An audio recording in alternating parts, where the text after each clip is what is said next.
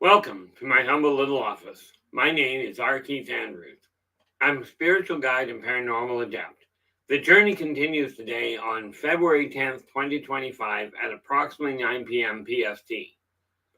Now, I've made it my life's journey to remind people that working together, we can make this a better world for virtually everybody. Ow. Sorry. Like I need to apologize for that. Anyway, this is what's called live. Anyway, I know these tools will work for you because the tools. Okay, we'll try that backwards. It scrambled that one. The tools I offer are the exact same tools that I personally use in my day-to-day life, and the philosophies of life I talk about are the precise philosophies I guide virtually every decision I make by. With this in mind, I know these tools will work for you because they continue to work for me, and have worked for literally thousands of other people over the years with varying degrees of success depending on their own personal efforts. Now, today we are going to look at astrology, some notable discrepancies.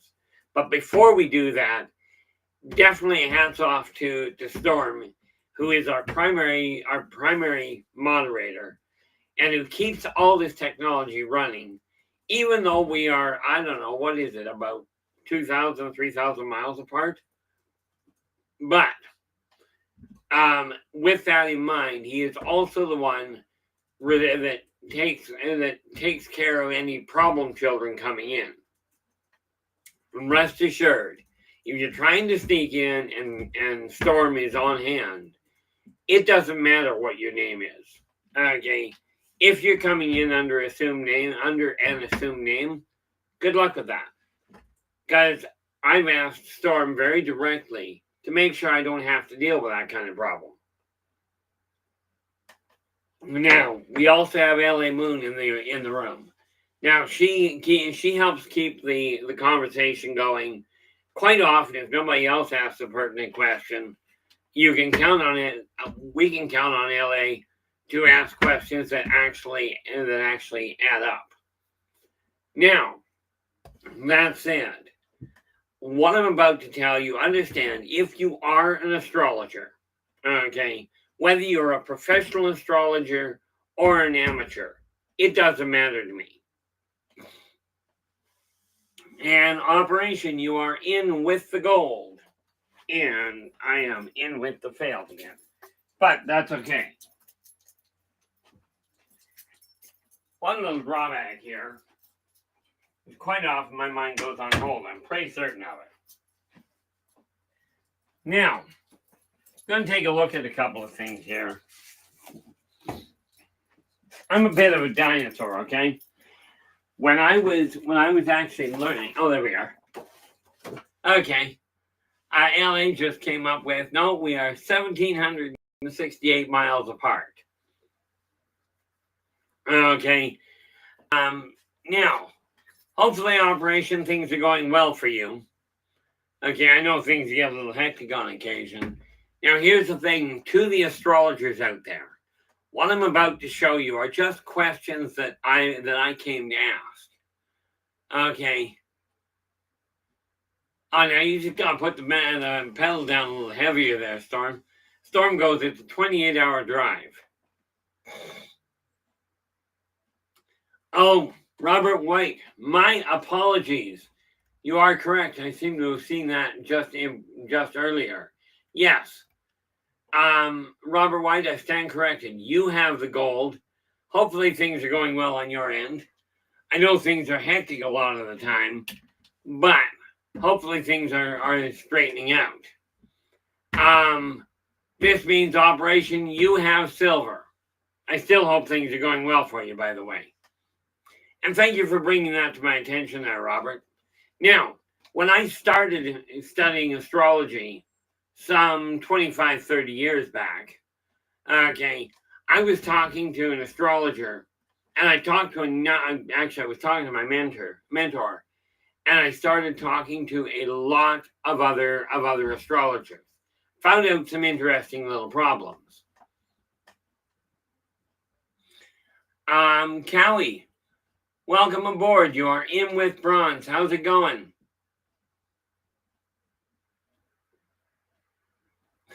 Yeah, Robert White goes, that would still be a trip through Queensland, 20-hour drive. Ouch. Yeah, I gave up driving. It took me 32 hours to drive from here, from Kelowna, to Toronto, Ontario one year. So I did that decades back. Matter of fact, probably 30 years ago now.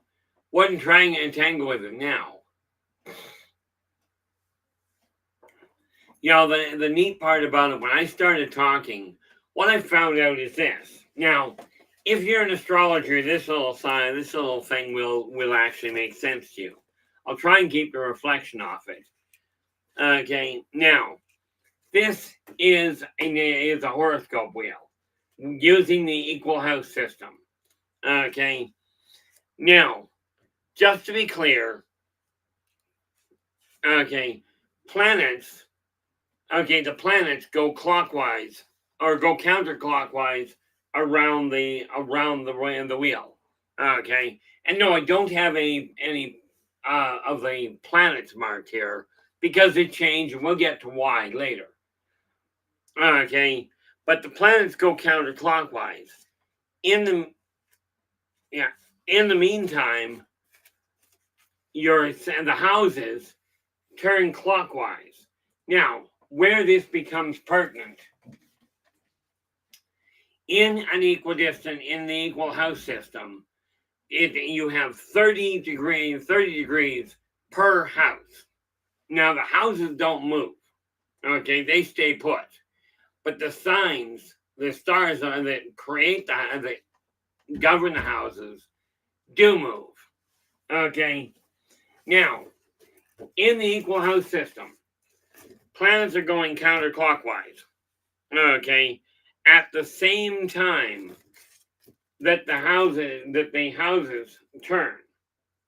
Okay, your signs travel, meaning the cusps are moving clockwise. Now, here's where it gets to be entertaining. Okay, when you take a look at that, yes, it is going to take 30 degrees. It's going to take 30 degrees to get through a house. Now, bear in mind, when you're calculating it, you calculate the movement of the houses by a specific pattern, the planets by a specific pattern. If you maintain the same speed of orbit, but going the other direction, what you've got is, on the one hand, your planets go counterclockwise. It will take 30 degrees to get through one house. But if the cusp, or because the cusp travels clockwise, okay, what you've got is it only takes 15 degrees to change your rising sign. The rising sign, for those of you that are just figuring it out, is this one right here. Okay, Aries, this one right here. Aries being the first sign of the zodiac. Okay, so while it's moving, your planets are going counterclockwise, but the signs are moving clockwise. What this means is your rising sign is going to be different than what you've been told. And I know that's going to upset a whole pile of people, because every astrologer I've talked to has said the same thing. And I should say everyone I talked to when I was first learning. The reason they don't calculate the movement of the cusp, the same reason I got from all of the professionals and amateurs alike, was the calculations were too complex. And I'm thinking, like, it's too complex, so you just don't do it. It's not really that complex. But rest assured, if that is the case, and this can offset your rising sign by as much as as 4 houses. Now again, don't take my word for it. Okay, do not take my word for it. Do your own research. Do your own calculations. What this means is that your rising sign, whatever is sitting here, if it is off by four signs, which mine turned out to be, okay, instead of having an Aries rising sign, you come down 4 signs, and you end up with a rising sign of Leo. Now, I will tell you, there's a problem there. There is a massive difference between an Aries rising and a Leo rising, as I'm certain you guys are aware, especially if you've been working with astrology. Now, the other thing that causes an interesting problem with a complete connection with is if you've been doing progressions. I should grab the other book. But if you've been doing progressions, okay, there's a whole pile of calculations that didn't make a whole lot of sense to me. Okay, I was studying them, I learned how to do them, and I found out something. This neat little thing here, some of you will recognize this. Okay, this is an ephemeris. Now, for those of you that go, if you've got to use a book, you're not a professional. This is a neat little thing here. This is the inside of the ephemeris. Each of these pages has 2 complete months of planetary movements. Okay, with that in mind, you've got 9 planets here, and we'll get to that discrepancy in a moment. And absolutely, if you've got questions, or more to the point, when you have questions, come right out and ask. But please remember to put your questions in all caps.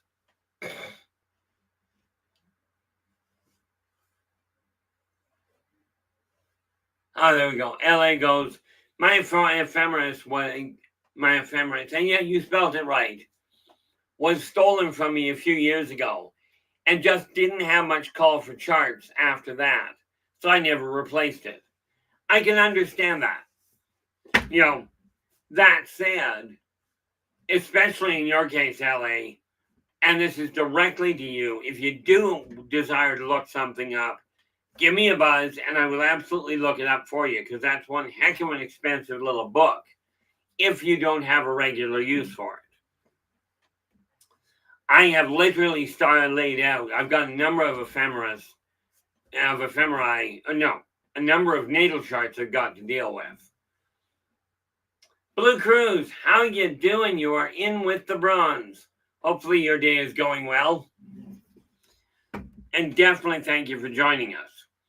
Now, the neat thing here is when you're doing the calculations needed to work out a progression, the idea is simple. Okay, and every astrologer I talked to said the same thing. And I honestly forget what the calculations were, because my method seemed to be so much simpler. Okay, what they tell you is you look at the birth chart at your birthday. Okay, now when you look at it, I'm not going to teach you how to do astrology itself. Okay, that one is for another day. And yes, I'm in the middle of writing a program for it. Program being non-computer, hands-on. Eternity Eternal, you are in with honorable mention. How's it going? When you look at the natal chart, at the planetary alignment of your birth chart, okay, the neat thing about a progression is it doesn't take calculations. Let's say you were born, just because it's open. Let's say you were born May 1st of 2013. You want to take a look at a progression for what it's going to be like 2 years down the road now? You take your ephemeris, maybe it's going to be more than 2 years. You flip your ephemeris open, and now I'm going to look at September 1st of 2017. Compare the planet's new location to where they were when you were born, and you can figure out exactly what your life is looking like and why.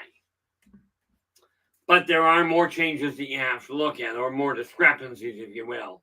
Lauren Fowler, how you doing? Glad you could join us. You know, the neat part about it, and would you look at that? We are 15 minutes in, and we've got 7 in the room. We had 8, one's gone. That's okay, that'll change.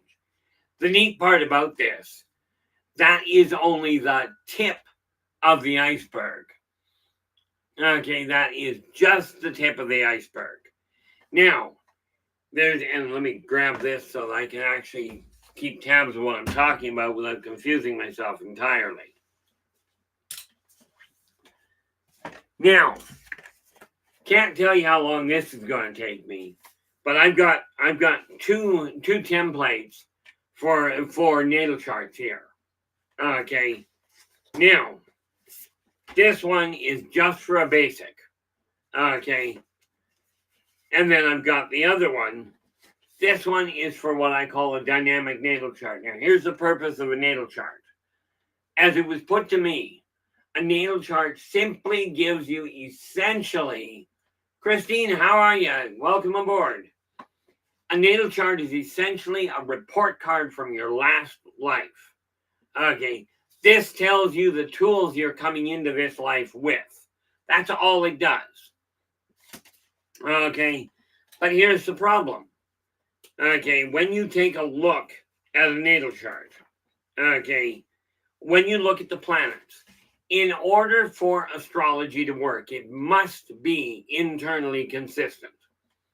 Okay, now they only show us 9 planets.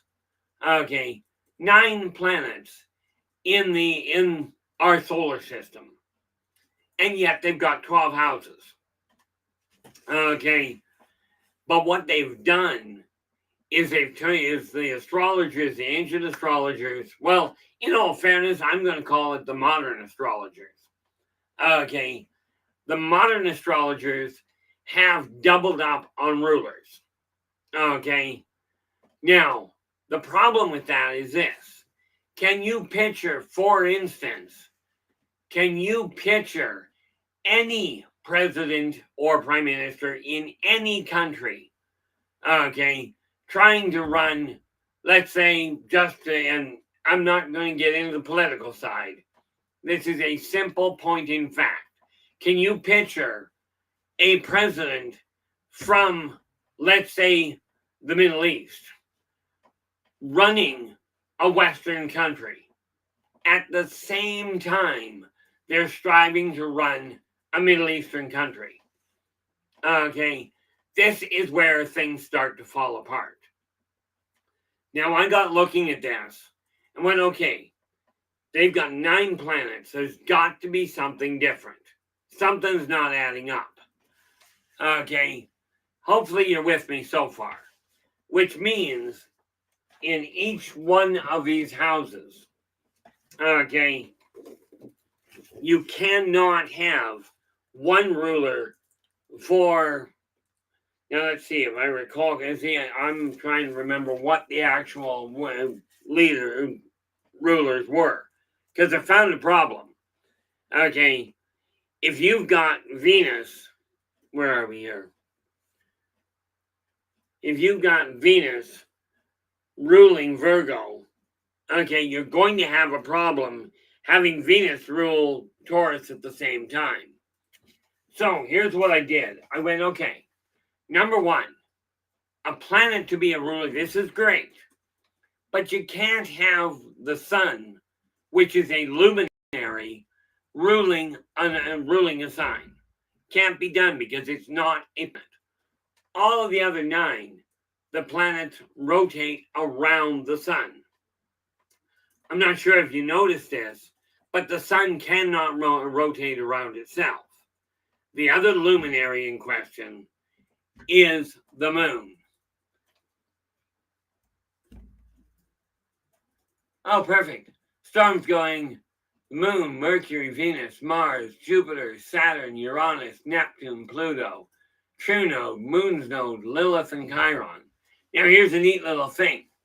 Okay. Chiron is listed as an asteroid. or as Chiron is listed as an asteroid. But here's what I found out. Number one, luminaries cannot be rulers. It's just that simple. They do have a very emphatic purpose, but it is not to rule one sign. It is to govern, they are both to govern all signs. Okay, so I got looking at it and went, okay, what rules Taurus? Now we know Taurus is an absolutely stubborn sign. I definitely know that's what I am. Okay, but Taurus couldn't be ruled by Venus. But we've got 8 planets being rulers. Now, what's the one planet on that list that Storm just popped up? The Moon, Mercury, Venus, Mars, Jupiter, Saturn, Uranus, Neptune, Pluto. What planet in our solar system is not listed? Okay, again, this is a question of internal stability. Okay. You know all about the stubborn side. Look at this. We have a whole pile of Taurians butting heads.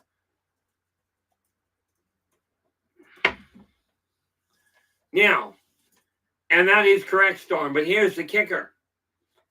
They don't tell you about Earth. Earth is the actual ruler of Taurus. Okay, in my experience, okay, Earth is what drives Taurus. Now, where is Earth? Okay, on the zodiac. How do you find it in the ephemeris? Okay, now if we turn it here, here's Taurus here. You're looking at the sun. Okay, to figure out locations.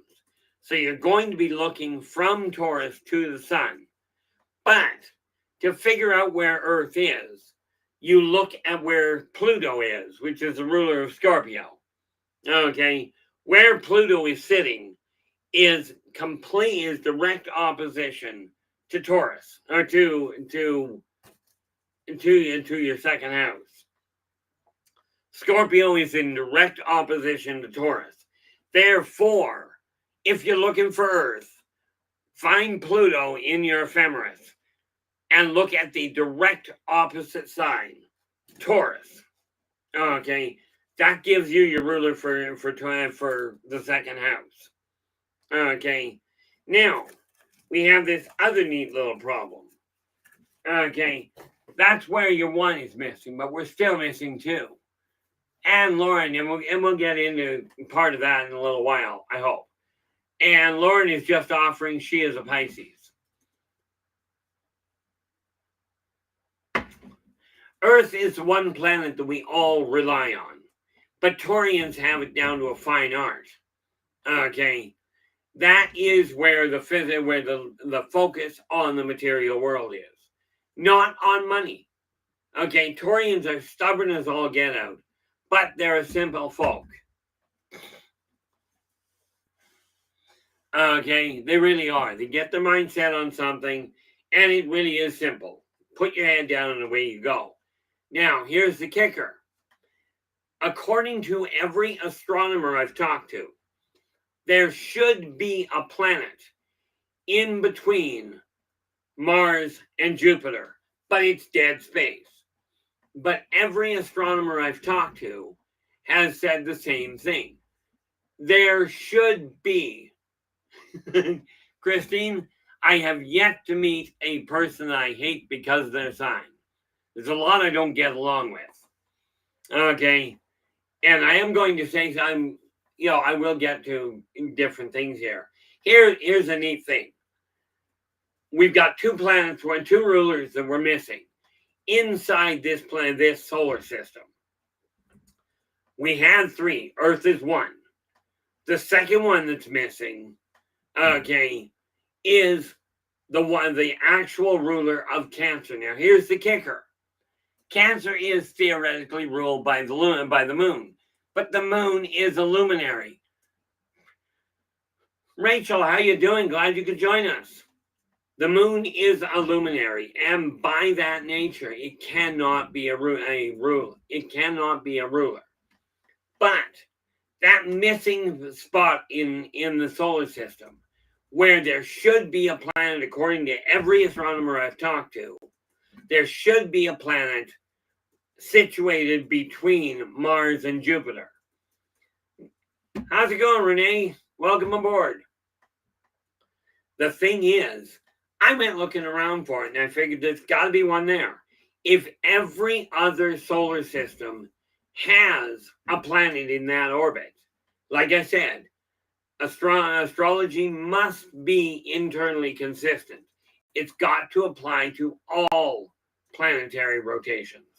So I got poking into it, and I surmised that there had to be a planet there.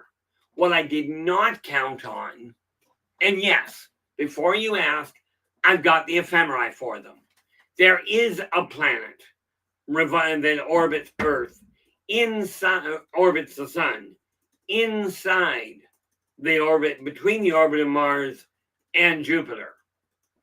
Okay, the thing is, it comes in at a 30-degree angle off the ecliptic.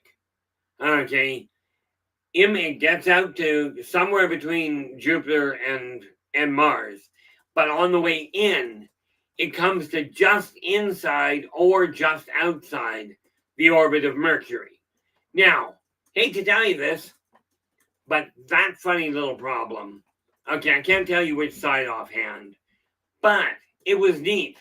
Years and years ago, I was stumbling around on the internet, and as per usual, you push enough buttons, something pops. Okay. Lauren, yes, they did. The theory was that Krypton got destroyed, or at least that's what some people are calling it. Now, the good news is it did. As near as I can recall, it did. But it's not one of the planets we have to worry about. The recollection that I have of it is it got torn apart between the gravitational pull of Saturn and of Jupiter. Because of that pull, now you'll notice that's on the outside of Jupiter.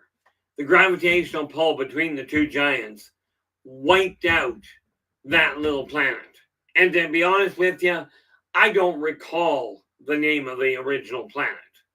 Okay, sorry, don't have a totally eidetic memory. Well, actually I do, it's my recall that's hooped. But I got looking at it, and Cruenia is sitting right there. I stumbled across the planetary ephemeris, and yes, I've got the ephemeris here.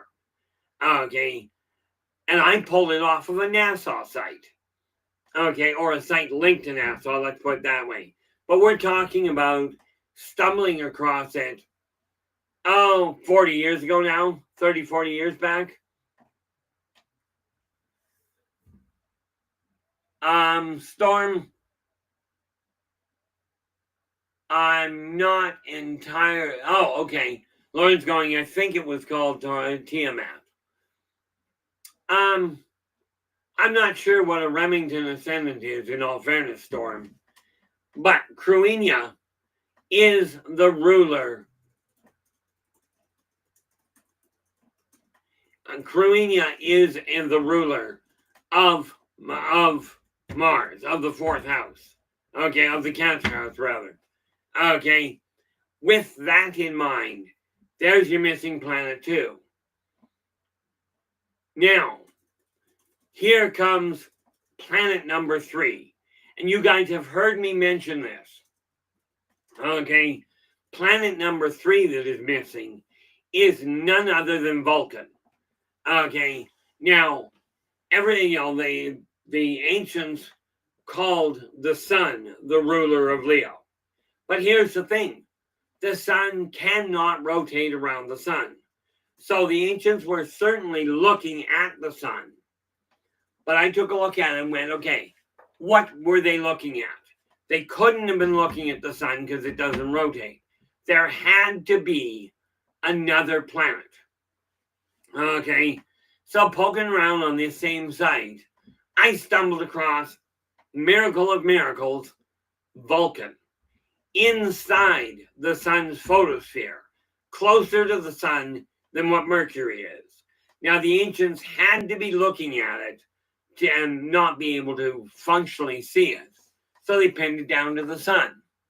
Or it got lost in translation. So now you've got those. Now, here's the neat little thing. What do we do with Virgo? Okay, because Virgo's got a duplicate. Taurus and Taurus and Virgo were ruled by the same people. But ask yourself this, okay, why was Chiron, why was every other ruler named after a god? And Chiron, the centaur healer, okay, turned around, okay, the centaur healer turned around and went, I'm going to, we're going to call that asteroid Chiron. It didn't add up for me. When I moved Chiron into the location of the ruler of Virgo, it made sense. Virgo are the healers. So was Chiron. Okay, so now we have 12 planets verifiable via sites attached to NASA's site. Do not ask me how to find it again. Okay, really don't. Because I don't know how I found it in the first place. But the moment I found the ephemerae, I started tracking them. I literally copied the ephemerae for 200 years. 1900, all the way from 1900 to 2100. Okay, in order to stay on track. Now, that's the biggest thing that we look at. Okay, those are the missing planets. So yes, in school, in school, oh, what have we got? Neptune used to be a star or a sun. Oh, I am no astronomer. So in all fairness, Lauren, I do not know what the astronomers were naming things before.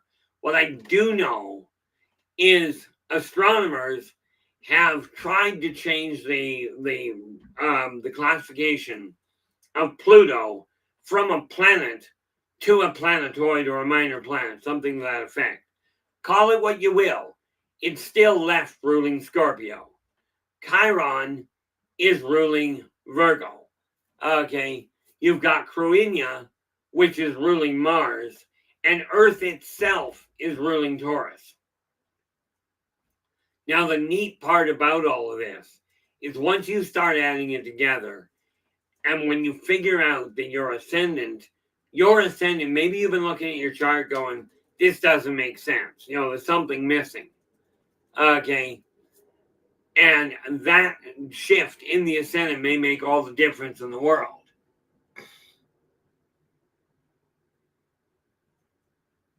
There we go. Storm goes, Jupiter is closest to becoming a star, but its internal gravitation isn't quite strong and quite enough to light it off. And this is probably a good thing, because if Jupiter becomes a star, everything in the solar system will detonate. More to the point, it'll burn up. But when you start looking at it,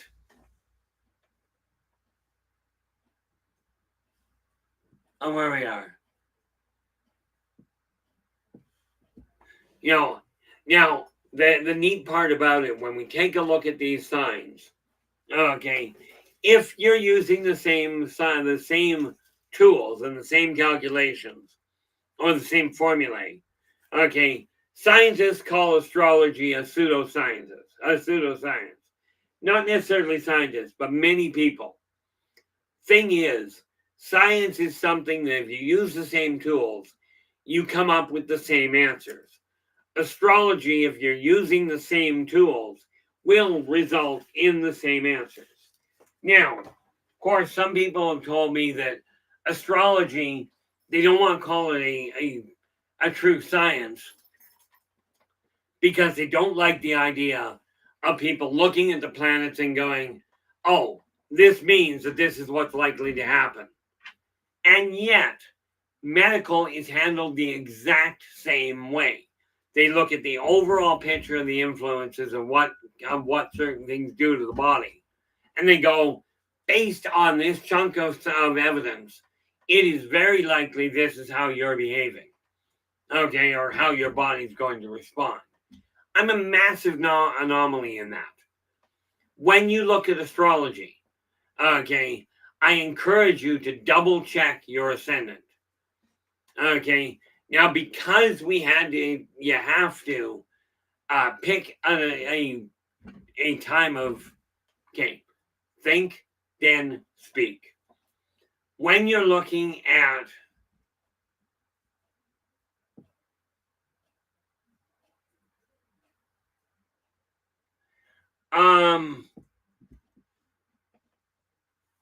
okay, I'm going to touch on this one. Lauren, you've asked, how could it not be? It's got physics. Well, here's the thing. The human species has not evolved enough to understand the true intricacies of physics. Okay? They've got basic physics, and it's sketchy at best.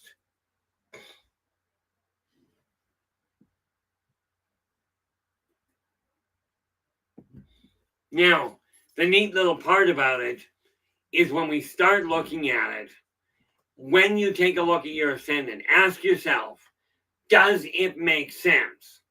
Okay, if it doesn't,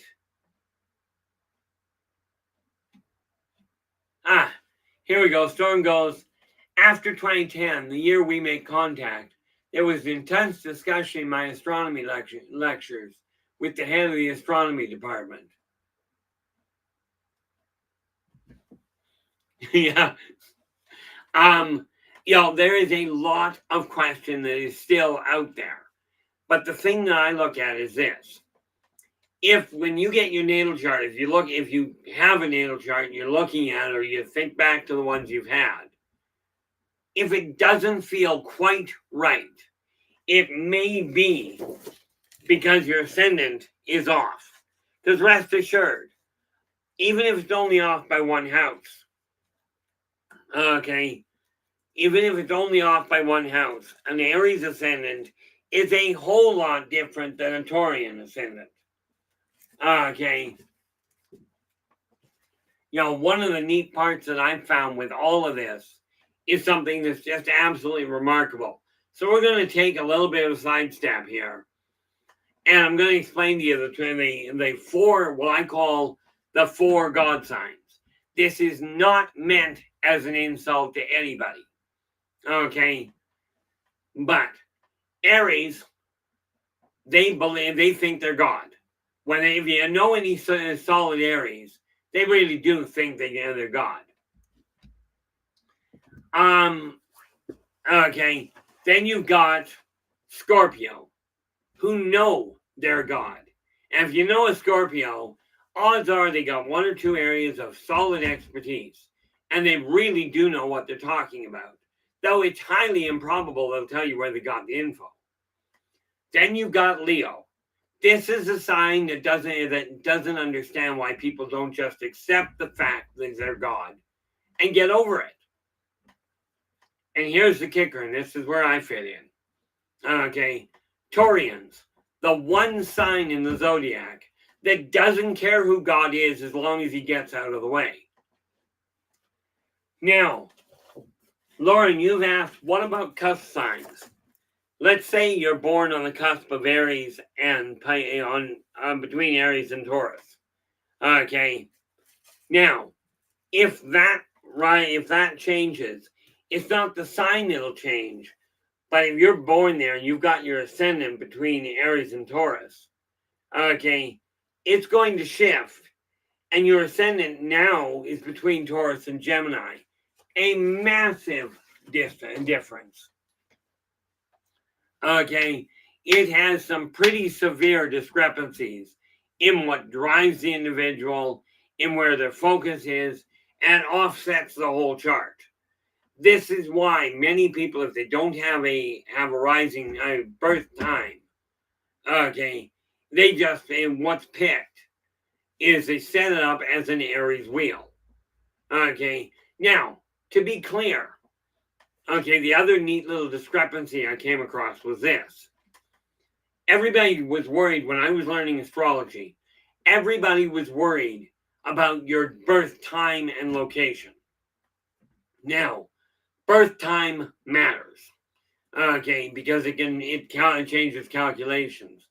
But the location, okay, I take a look at the location and go, it doesn't make one functional iota of difference. And here is why. Every one of the planets involved, every one of them, okay, is calculated out. Okay, they are all calculated out. And they all travel hundreds of thousands of miles around. Now, the furthest you can be off on Earth for a birth location is approximately 8,000 miles. That's the furthest you can be off from an astronomical standpoint. Okay, so what you look at, I actually can tell you what your ascendant is. Lauren, I can actually tell you what the adjusted ascendant is. Okay, now I just can't do it right now because it takes a little bit of calculation. What do we go here? My dear grandma, Storm's going, my dear grandmother used to say, never go head to head with an Aries. You'll lose, unless you're also an Aries. Then mutual brain damage will occur. Well, I will tell you, an Aries and a Taurian, don't go head to head. It's going to be a bad battle. Somebody's going to get hurt. Okay, but here's the neat thing. Because time is, you've got to have there's got to be a static time to pick a rising sign. So, literally picking 6 o'clock a.m. as the starting point, as the time of the sunrise. That's where you calculate the ascendant to. And that's where the calculation comes from. Can I do it in my head? Not a prayer. But what I do have to do here, where did I put my paper? I love when I misplace something. There it is. Lauren, I am just marking down your birth time here. Where are we? Gotta go back up.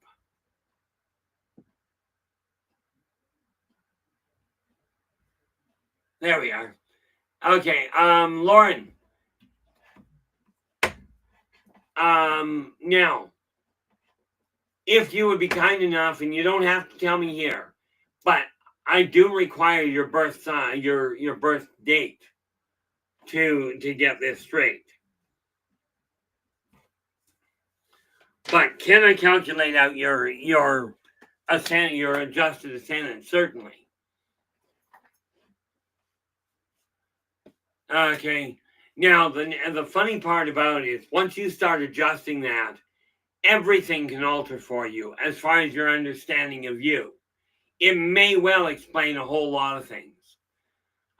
Lauren, and thank you so much. I was looking for a filler on that, or I was looking for a topic on that one. Lauren's just asked, I wonder about master numbers with numerology. Thank you so much. Where are we? We were booked to Friday, so the 16th. Okay, February 16th. We are going to go back and take a look at numerology. A different calculation. Okay, where I will explain to you exactly what the problem with and what the issue around master numbers is. Okay, ought to be entertaining from that standpoint. But with that in mind, Lauren, like I said, with your birth date and the birth time, I can calculate out what your ascendant should have been. And rest assured, it's going to alter a whole pile of things all in one shot. Okay, now these are only the tip of the iceberg of the discrepancies I've got. The reason I have not written a book to that extent, now, I haven't written a book on astrology yet. and may never get to it because the calculations, or not the calculations, but the influences of the actual planets has been documented rather nicely. So I don't bother, I look at it going, that's fine. It's the placement that is the issue. And that's where things can get a little bit scrambled. Okay. But now that we've got that, I now have, what is that, the 16th. We will be taking a look at numerology and dealing with that. As it turns out, I look at things very differently than most. Okay. And I'm not here to tell you you're wrong in what you're doing. Okay. I will tell you I don't agree with modern astrology because of these discrepancies. And just kind of a side note, this funny little wheel that I built, I didn't use a computer to do it. I used a center point, a pin, a needle, okay, a string, a straight edge, okay, and a pencil in order to calculate all of this. Okay, I still work with the dinosaur tools. Okay, the nice part about this is if you've been studying astrology, okay, absolutely, it is a valuable tool. Okay, it's one of these things I am now doing a complete breakdown. It was part of one of the big issues that I made, one of the big decisions I made for this year was to do a complete natal chart. I'm going to time it out as I'm working on mine so I can get an idea. These are very labor intensive. I don't have a computer program for doing it because all of the computer programs that are designed to handle astrology, every one of them is built with the discrepancies in it, already built into it. Therefore, I don't work with them. I don't question the ephemeris, by the way. Okay. It's just one of those things I don't bother with. Primarily because, well, I haven't got the mathematical capacity to figure it out. Okay. I will end up covering this again down the road, undoubtedly, because I'm pretty certain there's a whole pile of questions that are going to come out of this. And I will tell you right now, looking up somebody's ascendant, I don't have a problem with. I will, once I get my own natal chart done and figure out how many hours it's going to take, I will absolutely turn around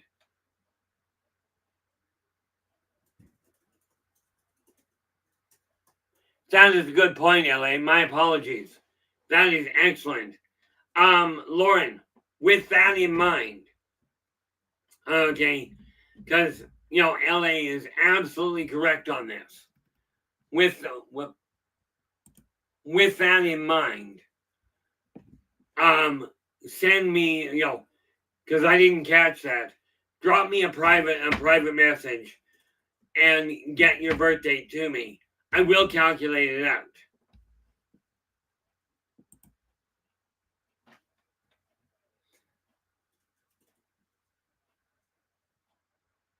Oh, there we go. Perfect, Storm. That will be appreciated. Because I didn't catch it. I actually wasn't down that far. Oh, Lauren, I will catch up with that. As a matter of fact, let's just double check and see. Did I have it in here? What?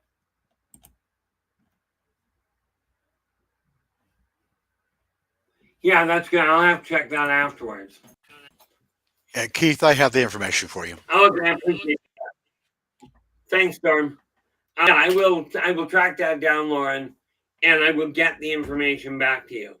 Now, just to be clear, if somebody's looking for their ascendant, I have no problem taking a look at it. The natal chart, I will do up, but they are going to be a little on the pricey side. I'm certainly not going to be doing it for $75. We are talking hours of work. Okay, but they are handy. The important thing to look at, astrology itself does work. But remember, what it does, what I found out the natal chart does, is it tells you what tools you were born with, where you're starting, where your weak points are, where your strong suits are. Whoa, how you doing? Glad you could join us. You know, the important factor from your end is this is simply a tool to help you understand you. Okay, and it will very easily help you figure out where you can go. Many of you are asking, what should I do with my life? Where is my real strength? Well, that's where natal charts come in really handy. Okay, some of them may surprise you.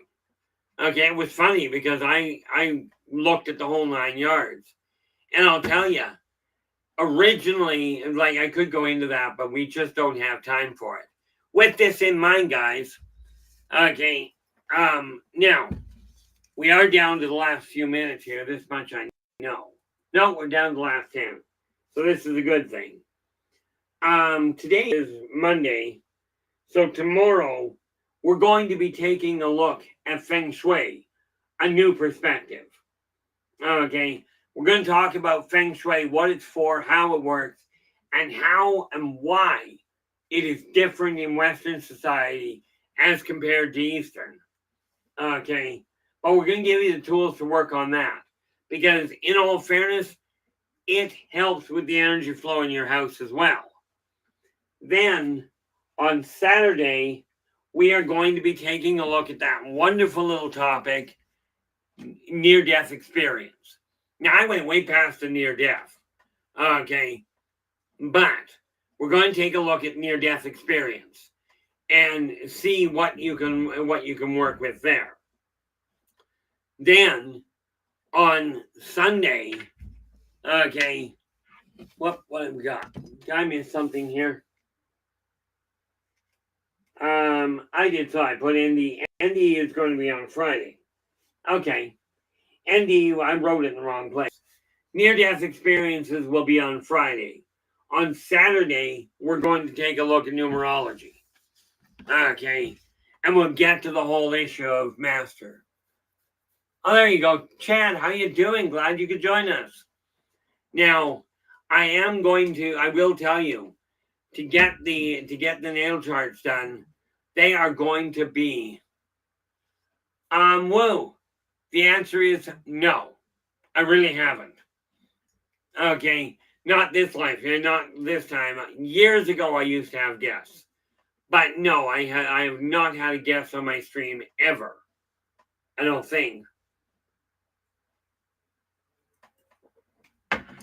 You know, the nice thing with astrology is just like many of the other sciences. Okay, I've had discussions with people on genetics, on physics, on chemistry is a little sketchy, but it's an interesting setup. And of course, on the paranormal subjects, I have had discussions because of discrepancies I saw, okay, that I ran into myself. And absolutely, we're going to keep pushing the limits and figuring out how to get your life running so you can reclaim power over your life. Okay, like I said, I've made it my life's purpose to remind people, all people, that working together, we can make this a better world for virtually everybody. But it's going to take work, and we do not have to wait for the so-called elites and the so-called leaders to tell us when it's time to change. The time for change, in case you haven't figured it out, is now. The time for war, the time for procrastination is long over.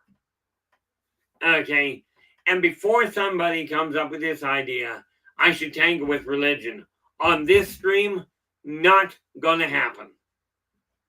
Okay, because that one will get me tossed out of here completely. But, again, if you guys have questions, like what Lauren came up with, as far as the topic of numerology and master numbers.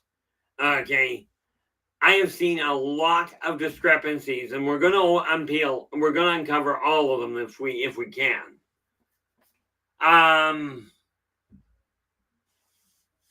Oh, there we go.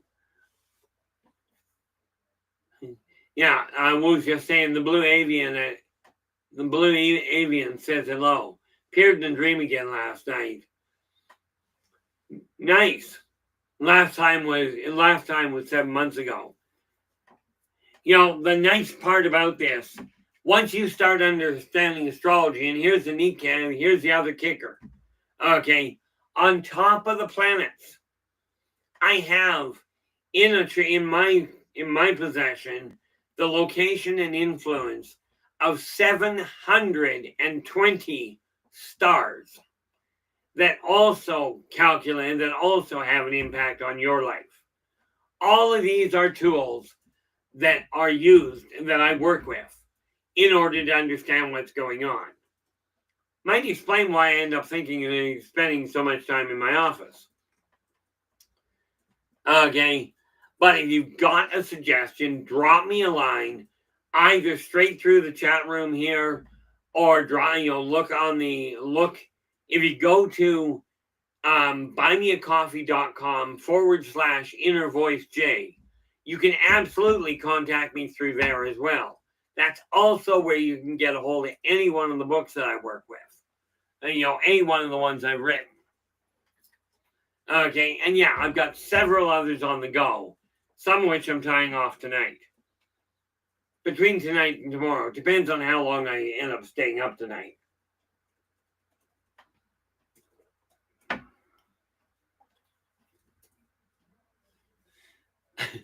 Lauren, the fact that we're black, the color isn't the real big issue. Odds are that if they were as big as humans, it's a pretty good bet you're looking at Laborians, or possibly there's a couple of others that you could be, and I've got to pull the names to you, pull them out of my documents. Okay, but they're probably they may well have come from Sirius, which is the same place the Ilari come from. Okay. Lauren goes, they were playing in my sandbox. I don't know if that's a good thing or not. Thank you so much for the reminder there, LA. The neat part about all of this, okay, is the more you understand about you, whatever tools you use, they're all connected. Okay, modern medicine, herbalistic medicine, various different ancient techniques, astrology, numerology, they all pull together. Okay, the whole 9 yards. Okay, with this in mind, we are down at the last couple of minutes here. Thank you so much for sharing your time with us tonight. Really appreciate it. We will be back again tomorrow. But until then, do take care of yourselves and each other. And for pity's sakes, stay positive.